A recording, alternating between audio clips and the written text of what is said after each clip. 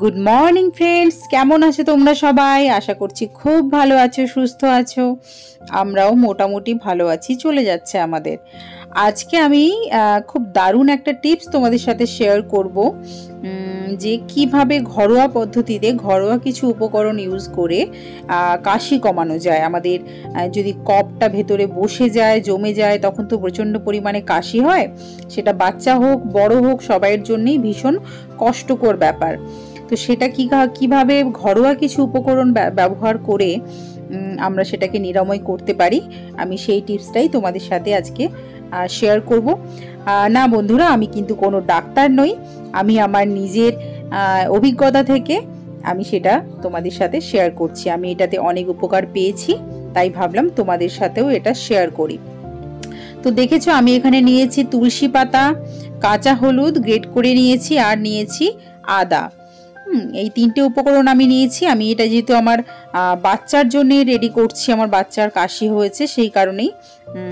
যদি এটা বড়দের কারোর জন্য হতো তাহলে অবশ্যই এখানে তোমরা আরও গোলমরিচ, লবঙ্গ এগুলো অবশ্যই অ্যাড করবে, সেটা আরও বেশি উপকারিতা পাওয়া যায়। তো দেখো, এখানে আমি অনেকটাই জল নিয়েছি, দেখতে পাচ্ছ। এর মধ্যে আমি দিয়ে দিলাম আদা, আর যেগুলো আমি নিয়েছিলাম তুলসী পাতা, আদা, কাঁচা হলুদ, এই তিনটে উপকরণ আমি এই জলের মধ্যে দিয়ে দিলাম। এই জলটা অনেকটা টাইম ধরে ফোটাতে হবে, প্রায় 20 থেকে 25 মিনিট বা 30 মিনিট, যতক্ষণ না এই জলটা হাফ, মানে এই যে বাটিটার হাফ জায়গায় পৌঁছে যায়, হাফ হয়ে যাচ্ছে, ততক্ষণ পর্যন্ত আমি এই জলটাকে ভালো করে ফুটিয়ে নেব, যাতে সমস্ত গুণগুণ, মানে এই তুলসী পাতা, আদা আর কাঁচা হলুদের সমস্ত গুণাগুণগুলো যাতে সমস্তটা জলের মধ্যে চলে যায়। তো আমি এতক্ষণ পর্যন্ত জলটাকে ফুটিয়ে নেব, ঠিক আছে? তো জলটা ফোটা পর্যন্ত আমরা একটু অপেক্ষা করি, তারপর আবার ফিরে আসছি। তো দেখো, কিছুক্ষণ পরে জলটা কতটা কমে গেছে।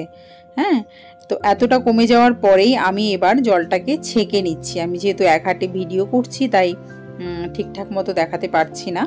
তো দেখো, একটু হয়তো তোমাদের দেখতে অসুবিধে হচ্ছে, তার জন্য আমাকে তোমরা ক্ষমা করে দিও।